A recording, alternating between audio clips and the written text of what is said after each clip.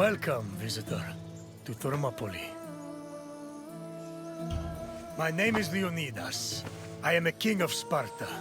But do not think me some idle aristocrat softened by luxury. When Spartans go to war, I stand alongside them shield to shield.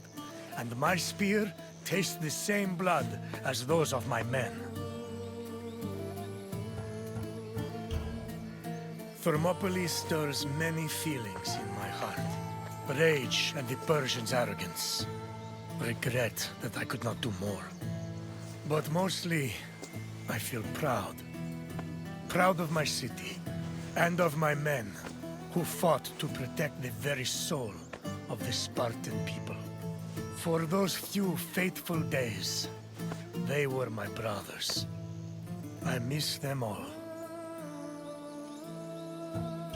Thermopylae was where a courageous group of Spartans stood amongst other Greek soldiers and held off the forces of King Xerxes, the Persian. When you're done, find me and we'll speak more.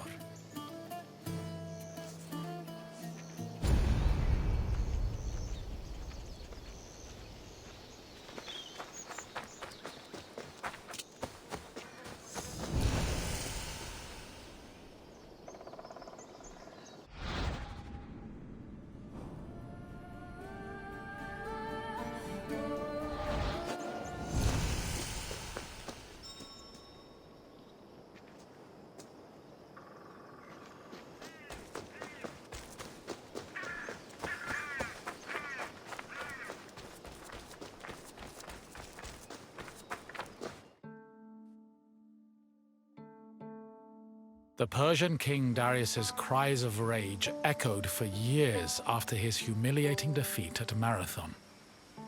Even after Darius's death, his son Xerxes continued to seek vengeance against the Greeks. According to Aeschylus, Asia was emptied of all its men. Greek spies brought the news of Xerxes' imminent invasion back to their homeland. Afterwards, many discussions were had on the best place to mount a defense. In the end, the Greeks decided on Thermopylae. The area featured a narrow pass that could act as a bottleneck for the Persian army, negating their numerical superiority.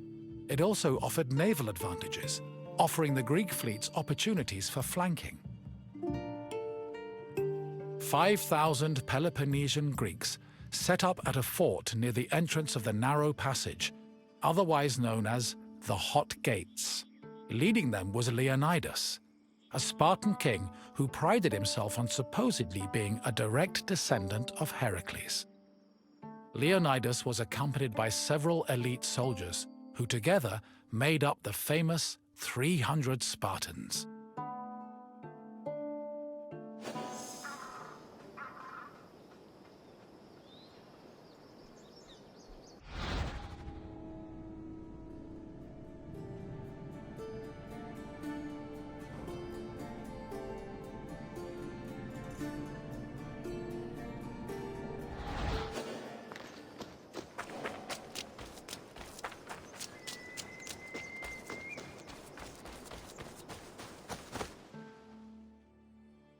The Persian army arrived in the summer of 480 BCE, preceded by a flood of rumors regarding their strength and numbers. It was claimed they consumed 6,000 tons of wheat every day, and that they dried every river and brook they passed to quench their near-insatiable thirst.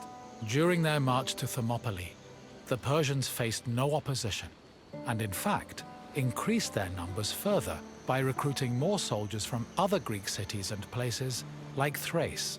According to Herodotus, the last count of the Persian fleet was numbered at 1,207 boats, mounted by approximately 240,000 men. He estimates the land army, meanwhile, was made up of more than 1 million men. The Greek forces at Thermopylae were heavily outnumbered.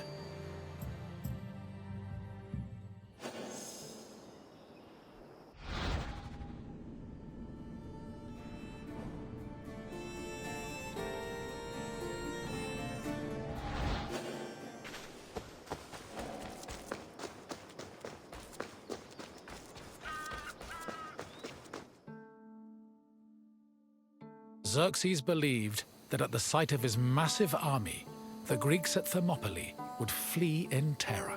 Instead, they deliberated. The majority of the Peloponnesians wanted to engage the Persians on the Isthmus of Corinth. Leonidas, meanwhile, believed it was wiser to stay put in Thermopylae. While the Greek forces debated, a Persian horseman was sent to spy on the enemy. He returned to Xerxes with surprising news. Not only were the Greeks not fleeing, but the Spartans guarding the fort were exercising and combing their hair. A far cry from the fearful soldiers Xerxes expected. To increase the pressure on the Greeks, Xerxes waited 4 more days, then attacked on the 5th. The Persians faced heavy resistance and suffered many losses, and Herodotus says Xerxes leaped 3 times from his chair, seized with fear for his army. The following day proved to be just as difficult for the Persian forces, and the Greeks continued to stand their ground.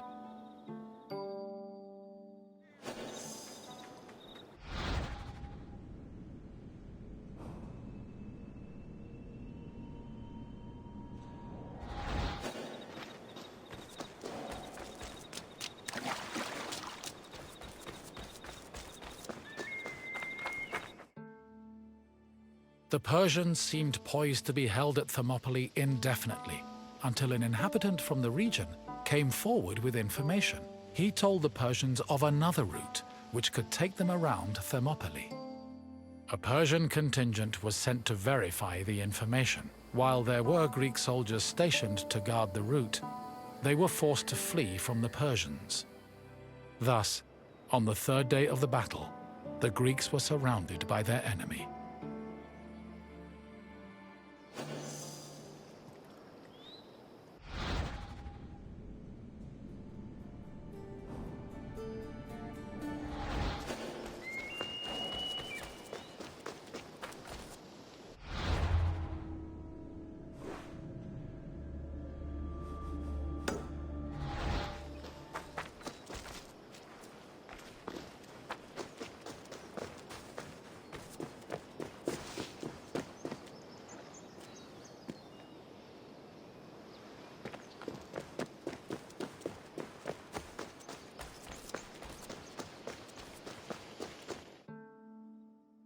With the Persians both in front of and behind them, the Greek forces at Thermopylae realized they had 2 choices: flee to live another day, or stand and fight till their last breath. Most of the Greeks chose the former option, but some stayed, including Leonidas and his 300 Spartans. For the Spartans, dying a glorious death was one of the highest honors they could achieve. The few members of Leonidas's Spartans who did not participate in the last stand at Thermopylae felt that they had missed an opportunity for honor and either committed suicide or continued living under the mockery and disgust of their fellow citizens. The Spartans' last stand was not only for glory, though. Had they not held off the Persians, the Greeks' retreating forces would probably have been cut down by enemy horsemen.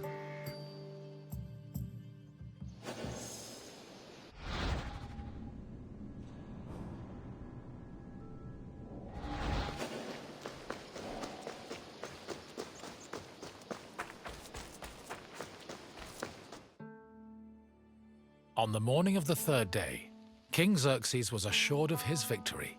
However, that victory did not come easy. King Leonidas himself fell in battle, and a furious fight broke out around his body. The Spartans fought to the last man, and when they had all been slain, Leonidas's body was brought before Xerxes. According to Herodotus, Persians usually honored the most courageous warriors, even if they were enemies. However, Xerxes was so consumed by rage at the Spartans' resistance that instead he cut off Leonidas's head and ordered it impaled on a stake. A statue of a lion was later erected on the hill of the Spartans' last stand in honor of Leonidas's bravery.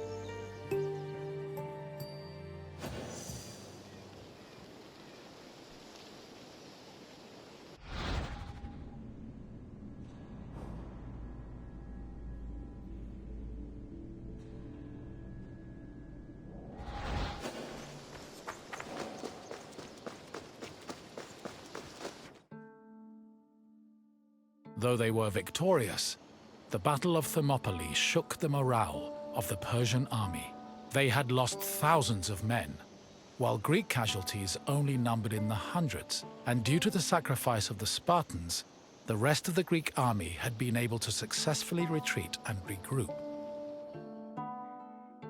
As a result, even as Xerxes set up camp at the foot of Athens' Acropolis, ready to get revenge for his father's humiliating defeat at Marathon, the Persians were more anxious than confident. They were more aware than ever that the Greeks did not fear them and were ready to die defending their land.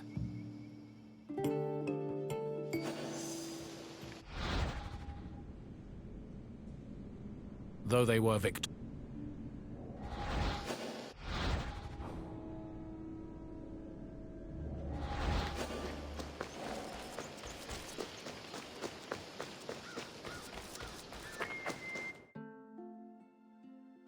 in the end, the Battle of Thermopylae was still a loss for the Greeks.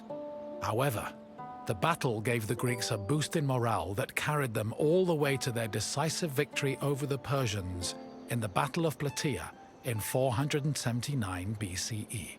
With the war against the Persians finally won, the Greeks were able to honor the sacrifice of Leonidas and his Spartans with memorials and poems, forever solidifying the glory of Sparta's military prowess. The newfound respect for Sparta was noteworthy, because before the war, the city was seen as no more than a bully who forced itself into the affairs of others. Thermopylae changed the opinions of Sparta for the better, and gave them a legitimate claim to be one of Greece's most powerful and influential cities.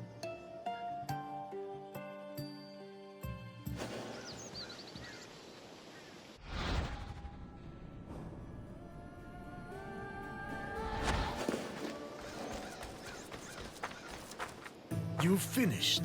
I hope you understand the magnitude of the sacrifices made at Thermopylae. Without them, the Greek people would have surely ended as a footnote in Persian history. Is there something else you'd like to do? If you think you're ready, let's begin. First question. Who was Xerxes' father?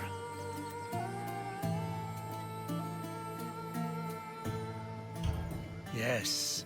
One of the main reasons Xerxes invaded Greece was to get revenge for Darius's defeat at the Battle of Marathon.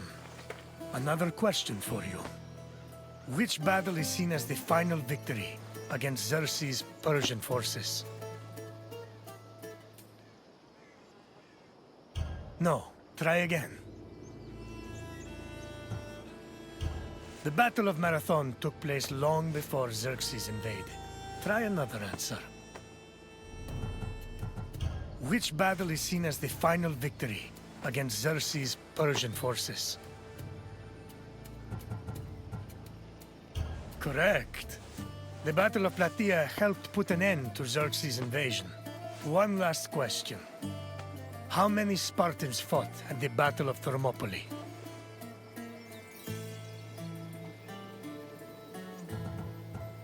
Yes, 300 of us stood against Xerxes' forces. You've done well, visitor. I have no more questions for you. Farewell, visitor.